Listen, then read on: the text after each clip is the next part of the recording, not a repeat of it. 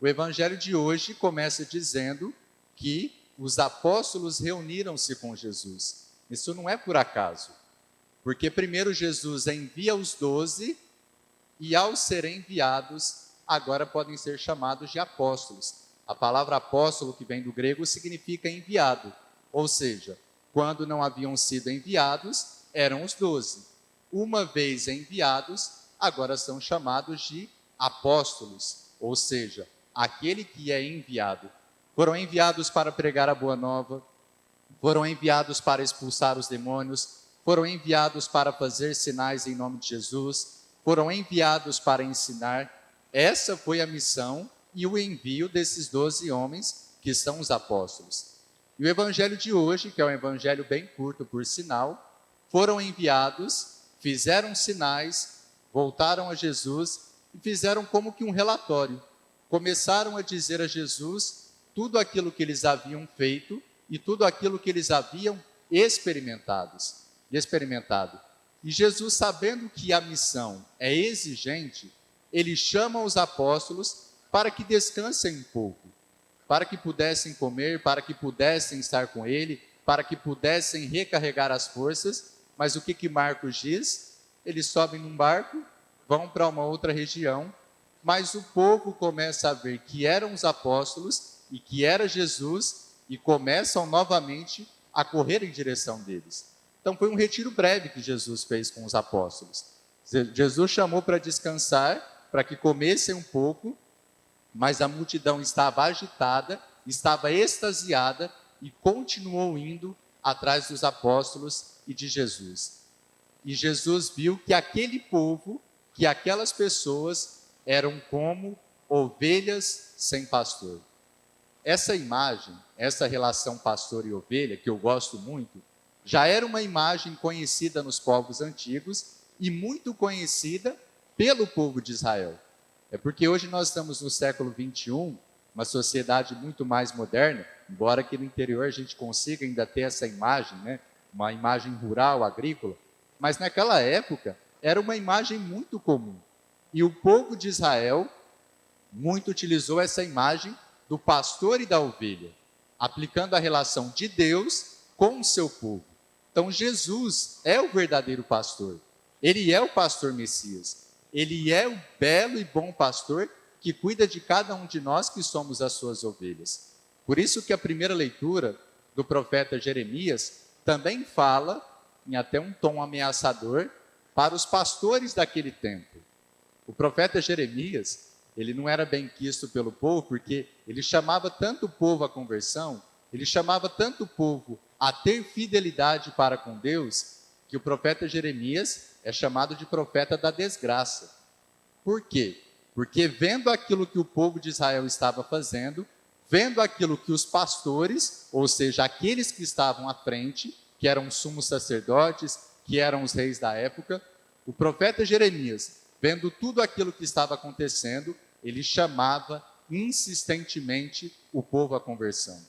E na primeira leitura de hoje, o profeta Jeremias começa dizendo: ai dos pastores, ai daqueles que estão à frente do povo, que deveriam ser um sinal, que deveria conduzir o povo a Deus, mas que não exercem a sua missão.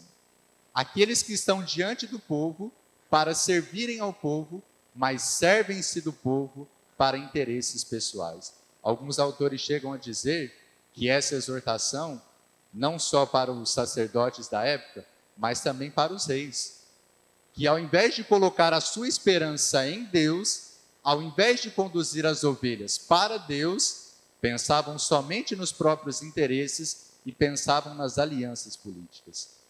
Quando eu falo dessa relação pastor e ovelha, eu sempre falo muito do fato de nós sermos ovelhas, porque nós somos ovelhas, principalmente diante do Cristo bom pastor. Só que nós também podemos enxergar essa relação numa outra perspectiva. Na nossa vida, em algumas circunstâncias, em determinados períodos, nós podemos também exercer algum tipo de pastoreio. E como os pastores de Israel também falharam, como eles também abusaram da sua autoridade, nós também podemos abusar de uma autoridade que Deus pode ter nos concedido. O Papa Francisco é uma situação chata, delicada, mas é uma situação que entrou na igreja que precisa ser falada. Veio no pontificado de João Paulo II, depois veio do Papa Bento, explodiu no Papa Francisco e ele teve que lidar com isso. Quando o Papa Francisco viu toda aquela situação, né, dos abusos sexuais que aconteceram dentro da igreja, e principalmente por parte dos clérigos, e é uma chaga, é uma ferida, o Papa Francisco ele fez uma reflexão em um documento dele, muito profunda e muito interessante. Porque quando a gente fala de abuso, acho que nós fixamos tanto nisso, que é uma chaga que está aberta na igreja, que a gente pensa que o problema é só da cintura para baixo. O Papa Francisco fez uma reflexão muito interessante quando ele fala dos abusos. Primeiro ele fala que o abuso, ele pode ser sexual, ele pode ser um abuso econômico, ele pode ser um abuso político, ele pode ser um abuso psicológico, e não só os poderosos do mundo e as autoridades da igreja podem cometer abusos. Todos nós podemos estar sujeitos. E o Papa Francisco disse assim, que o abuso, no fundo, é um problema de quem não sabe lidar com a sua autoridade. É muito diferente ser uma autoridade e ter autoridade. Outra coisa é ser autoritário. Outra coisa é usar da posição que se tem, do lugar que se está, para exercer uma pressão sobre o outro. Por isso que o abuso ele é muito amplo. Os pastores de Israel, aqueles membros, aqueles que estavam à frente do povo, eles estavam exercendo um abuso. Ao invés de conduzirem o povo a Deus, ao invés de chamarem o povo à fidelidade à aliança, eles estavam querendo os benefícios pessoais, as alianças próprias. E nós precisamos estar atentos se nós não estamos sofrendo algum tipo de abuso ou se nós também não estamos cometendo algum abuso, até dentro da igreja.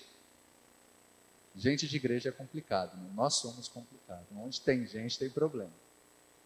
Nós podemos cometer abusos.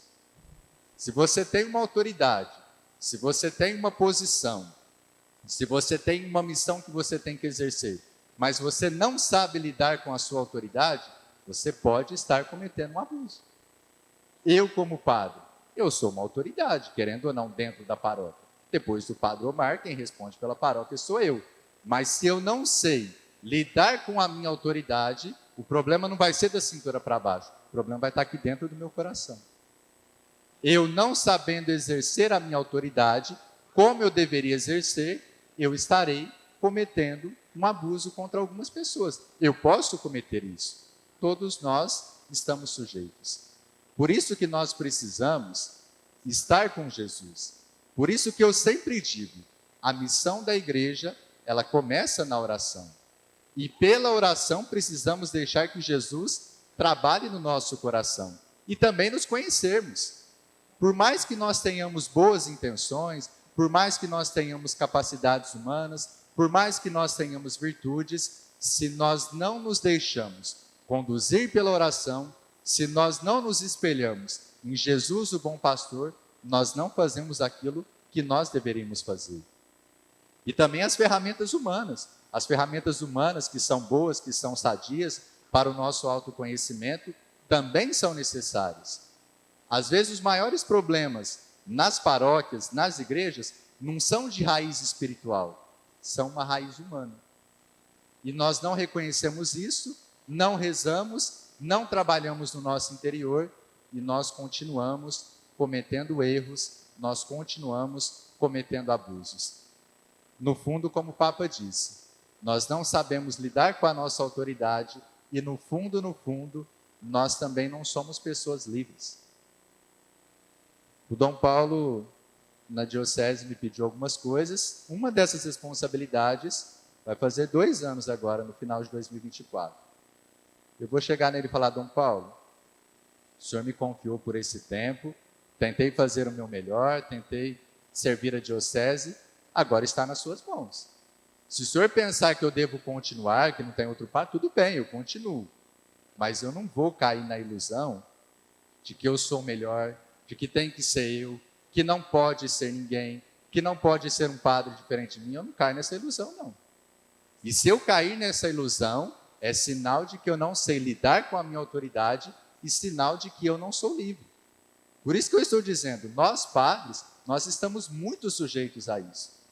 É a minha paróquia, sempre, eu vou ficar aqui eternamente, ninguém vai fazer um trabalho melhor do que eu, ninguém vai poder me substituir. Gente, isso é ilusão. Se vai ser melhor, se vai ser pior, mas isso é ilusão. É sinal de que nós não sabemos lidar com a nossa autoridade.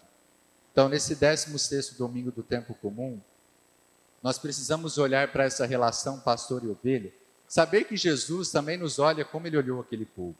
Ele sabe que muitas vezes nós somos ovelhas desorientadas, né? Nós não sabemos para onde ir. E ele nos enxerga com compaixão. Ele, que é o bom pastor, sabe que muitas vezes nós estamos desorientados. Mas também nós podemos olhar por essa outra perspectiva. Se eu recebi uma missão, se eu recebi um encargo, se eu em alguma circunstância, eu sou uma autoridade, seja na minha família, seja no meu trabalho, seja dentro da igreja, se eu recebi alguma forma de pastoreio, eu preciso saber lidar com a minha autoridade, para que eu não cometa abusos e para que eu também observe se eu não estou sofrendo algum tipo de abuso. Vamos pedir a Jesus, vamos pedir à Santíssima Trindade nessa Eucaristia, que olhe por nós, muitas vezes desorientados como ovelhas, mas vamos também pedir que o Cristo bom pastor, que a Trindade Santa, nos ajude a exercer o nosso pastoreio, se nós recebemos uma missão, se nós recebemos um encargo, se nós recebemos uma autoridade para ser realizada.